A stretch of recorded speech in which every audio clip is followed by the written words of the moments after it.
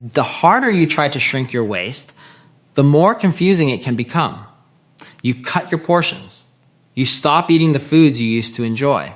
You may even skip meals because you believe that less food must automatically mean more fat loss. Yet weeks pass, the scale barely moves, and your belly seems to be holding on as if it has no intention of letting go. That can be incredibly frustrating. But here is where the real story begins. Belly fat is not simply a matter of eating one extra meal or having too many calories on one particular day. Your body is constantly adjusting to changes in food intake, movement, sleep, stress, appetite, and energy use. And when you suddenly start eating less, your body does not just sit back and accept the change without responding. It can adapt. Your daily energy needs can change. Your spontaneous movement can decrease without you even noticing. Hunger can become stronger. Your body can become more efficient with the energy it receives. At the same time, the fat around your stomach may not disappear at the speed you expect, even when other parts of your body are changing. This is one of the most misunderstood parts of weight loss. People often believe that if they are eating less, their belly should become smaller immediately. When that does not happen, they assume their metabolism is broken, their hormones are completely out of control, or their diet simply does not work. But the truth is more complicated and much more interesting. Calories still matter. Energy balance still matters. But your body is not a simple calculator that gives you the exact result you expect every time you reduce your food intake. It is a living system that responds to what you do. In this video, we are going to uncover why belly fat can remain stubborn even when you believe you are eating less. You will learn what actually happens inside the body when food intake drops, why your energy expenditure can change during weight loss, and how unconscious changes in daily movement can quietly reduce the calorie deficit you worked so hard to create. We will also look at why losing weight does not always mean losing belly fat at the same visible rate, and why the location of your body fat matters more than many people realize. You will learn the difference between the fat stored underneath your skin and the deeper visceral fat surrounding your organs, and why these two types of fat can behave differently. We will also explore a factor that many people completely overlook when trying to lose belly fat: sleep. When your sleep is poor, your appetite, cravings, energy levels, and daily activity can all be affected. Then there is stress. Stress does not magically create belly fat overnight, but it can influence the behaviors and biological signals that make maintaining a healthy routine much harder. And there is another uncomfortable truth we need to discuss. Eating less is not always the same as creating a sustainable fat loss strategy. You might eat less Monday through Friday and unknowingly make up much of the difference on the weekend. You might reduce meals, but choose foods that do not keep you satisfied. You might be eating fewer calories than you used to, but your body may also be burning fewer calories than it did before. You might even be losing fat already, but because your belly is one of the areas changing more slowly, you may not see the result you are expecting in the mirror. That is why this video is not going to give you another extreme diet or promise that one food, one drink, one fasting trick, or one morning routine will suddenly melt your stomach. Instead, we are going to look at the system behind belly fat loss. Because once you understand the system, the frustration starts to make more sense. You stop asking, why is my body refusing to lose fat? And start asking a much better question. What is actually happening to my energy intake, energy use, movement, appetite, recovery, and body composition over time? That shift can completely change how you approach weight loss. And stay with me until the end, because we are also going to bring everything together into a practical strategy for reducing excess belly fat without constantly starving yourself or chasing the next viral fat-burning trick. You will see why a smaller plate is not necessarily the whole answer, why movement outside the gym can matter more than you think, why preserving muscle becomes especially important during weight loss, and why patience is not just a motivational concept, but part of understanding how the body actually changes. Most importantly, you will learn what to focus on when the scale slows down and your waist seems stubborn, so you do not immediately assume that your entire effort has failed. The goal is not to eat as little as possible. The goal is to create a sustainable environment where your body can gradually lose excess fat while you maintain strength, movement, and a healthy routine. There is no magic switch that tells your body to burn belly fat first, but there is a smarter way to approach the problem. So, if you are tired of eating less and still wondering why your stomach refuses to cooperate, stay with me, because by the end of this video, the reason may be far clearer than you think. Welcome to our channel, where we break down confusing health and weight loss topics into simple, practical information you can actually understand and use. If you want more evidence-based videos that explain what is really happening inside your body, make sure to subscribe to the channel and let's get started. Belly fat becomes much easier to understand once you stop thinking of it as one simple layer of weight sitting around your stomach. What you see when you look in the mirror is only part of the story. Abdominal fat is made up of different types, and two of the most important are subcutaneous fat and visceral fat. Subcutaneous fat is the fat stored directly underneath your skin. It is the softer fat that you can usually pinch with your fingers. Visceral fat is different. It is stored deeper inside the abdomen, around organs such as the liver and intestines. You cannot simply grab it with your hand, and you cannot judge its amount perfectly just by looking at your stomach. This distinction matters because your body does not always lose every type of fat at exactly the same rate. When someone starts losing weight, changes can happen in several fat stores at once, but the visible change around the waist may seem slower than expected. In some cases, visceral fat can respond quite well to weight loss and exercise, even when the mirror does not show a dramatic transformation immediately. This creates a frustrating situation. A person may step on the scale and see a small change, measure their waist, and see almost no difference, and then assume that nothing is happening. But body composition is not always visible from the outside. The scale and your waistline are measuring related things, but they are not exactly the same thing. And there is another part of the story that becomes important when you keep eating less for weeks or months. Your body can adapt to the change. This is known as adaptive thermogenesis, and it is one of the reasons weight loss can become slower over time.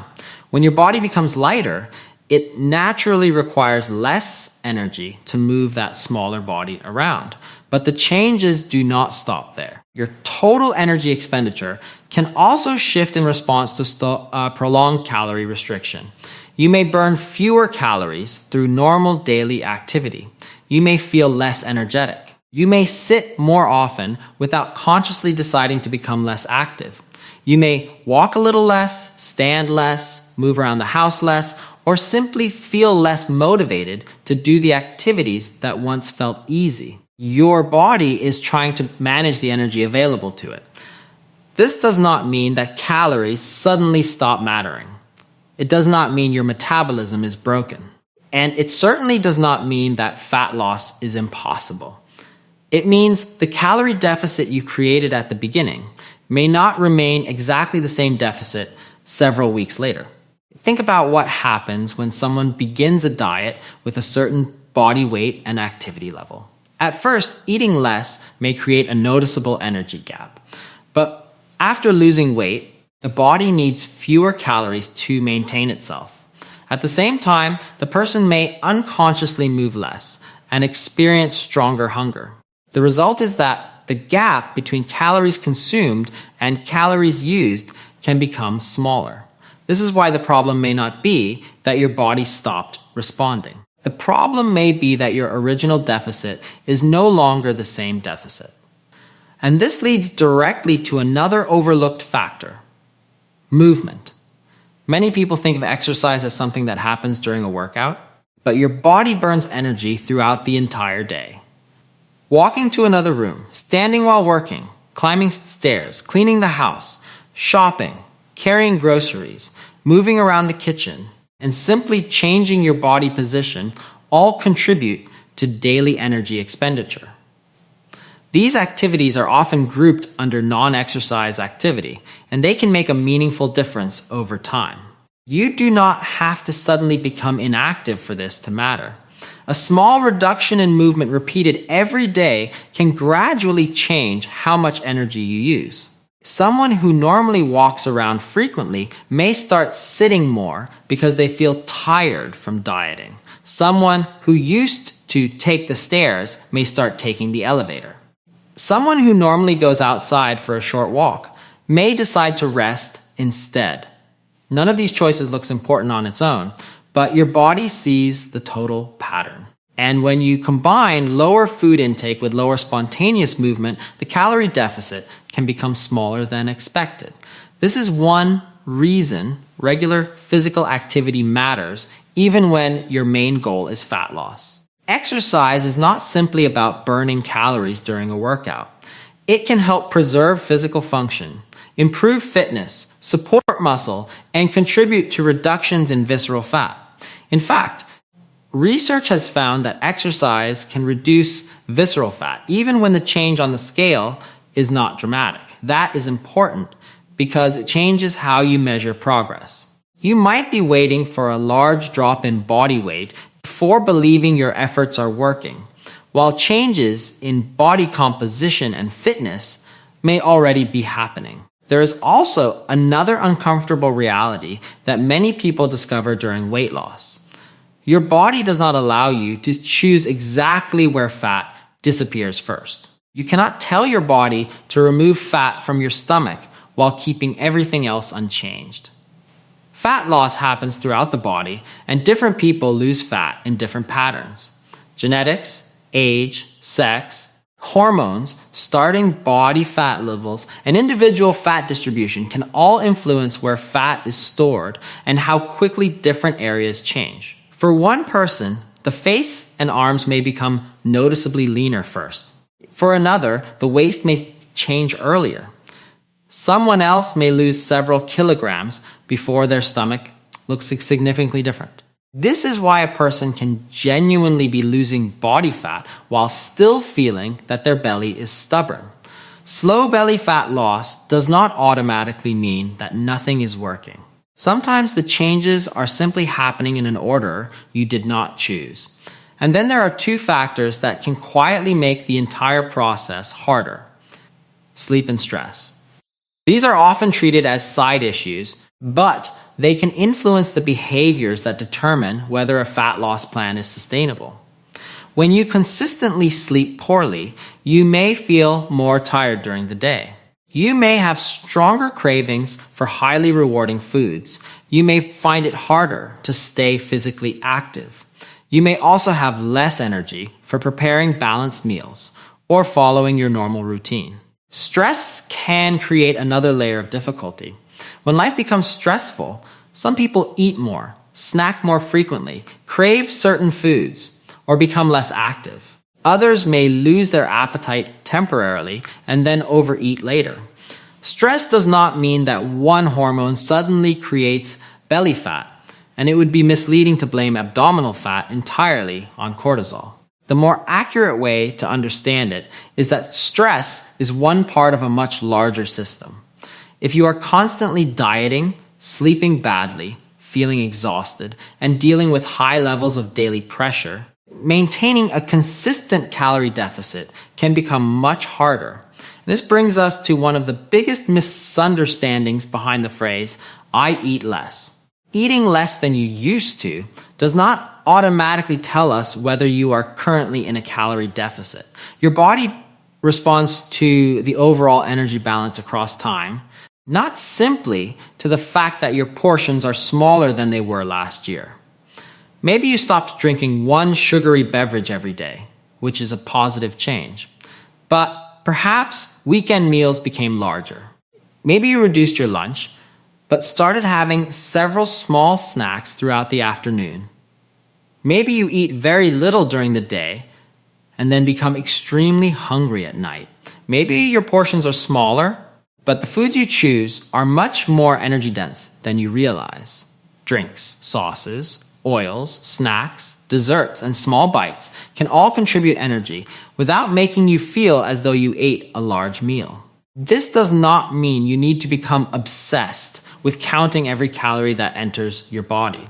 It means you need to understand the bigger picture. Your body responds to your overall pattern, not just the meals you remember eating. And when people become frustrated by slow progress, one of the most common reactions is to cut even more food. They think, if eating less is not working, I just need to eat even less. This can create a dangerous cycle. The diet becomes more restrictive. Hunger becomes harder to manage. Energy falls. Daily movement can decrease. Cravings become stronger. Training becomes harder. And eventually, maintaining the plan becomes extremely difficult. Extreme restriction is not automatically better simply because it creates a larger number on paper. A diet that looks perfect for 2 weeks but becomes impossible to maintain is not necessarily more effective than a moderate approach that someone can follow consistently for months. Poorly designed aggressive dieting can also increase the risk of losing lean mass, especially when protein intake and resistance training are neglected. That matters because muscle is an important part of your body's functional and metabolic health. The better strategy is not to starve yourself into a smaller body. It is to create a manageable calorie deficit while giving your body the support it needs. That means making protein a regular part of your meals, choosing high-fiber foods that help with fullness, staying physically active throughout the day, and including resistance training when appropriate. Walking is also a simple tool because it increases daily movement without requiring an extreme workout. Regular aerobic activity can provide another benefit for cardiovascular health and energy expenditure. Sleep deserves attention as well because recovery is part of the process, not a reward you earn after losing weight. And perhaps most importantly, you need a better way to measure progress. Do not rely entirely on a single morning weigh-in. Body weight can fluctuate because of water, food volume, sodium, bowel contents, and other normal changes. Look at trends over time. Measure your waist consistently if that is useful for you. Notice how your clothes fit. Pay attention to your strength, stamina, walking ability, and how your body performs. When several measurements move in the right direction, you have a much clearer picture than the scale alone can provide. The same principle applies when you hear a new claim promising to target belly fat with one special trick. One food, one drink, one fasting window, one supplement, or one hormone strategy cannot replace the fundamentals of sustainable fat loss. Your body is constantly responding to the total environment you create through food, movement, sleep, recovery, and long-term habits. And the more aggressively you search for a single shortcut, the easier it becomes to overlook the ordinary factors that are quietly shaping your results every day. Why does belly fat keep growing even when you eat less? The answer is not that your body has forgotten how to burn fat, and it does not mean calories suddenly stop mattering. The real answer is that eating less is only one part of a much bigger picture. As your body changes, your energy needs can change too. Your daily movement can change without you even noticing. Your appetite can become stronger. Poor sleep can make healthy choices harder. Stress can affect your eating patterns and your ability to stay consistent. And perhaps most importantly, your body does not remove fat from the exact place you want, at the exact speed you want. You cannot tell your body, take the fat from my stomach first. Fat loss does not work that way. So if your belly is changing slowly, it does not automatically mean that your efforts are failing. It may simply mean that your body needs more time and a better overall strategy. The answer is not to keep eating less and less until you are constantly hungry and exhausted. The better approach is to create a reasonable calorie deficit that you can actually maintain. Make protein a regular part of your meals. Choose foods that keep you satisfied. Move your body throughout the day. Walk more. Include resistance training to protect your muscles. Get enough sleep. Manage stress as much as you realistically can.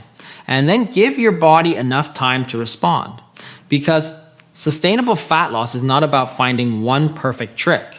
It is about repeating enough helpful habits for long enough that your body has a chance to change. Belly fat does not disappear because you discovered one magical food, one secret drink, or one extreme fasting method. It decreases when your nutrition, movement, muscle, sleep, and consistency begin working together. So the next time you look at your belly and feel frustrated, remember this. Slow progress is still progress, and your body is not required to follow your preferred schedule. Keep focusing on the habits you can control, instead of chasing the shortcut you cannot. If this video helped you understand why belly fat can be so stubborn, make sure you subscribe to our channel for more simple, evidence-based health and weight loss videos. And if you found this information useful, hit the like button because it helps support the channel. Share this video with someone who is struggling with stubborn belly fat and needs to hear this message. And before you leave, tell us in the comments, what has been the hardest part of losing belly fat for you? Your answer might help someone else who is going through the same struggle. Thanks for watching, and remember, you do not need a perfect strategy. You need a sustainable one that you can keep following long enough to see the difference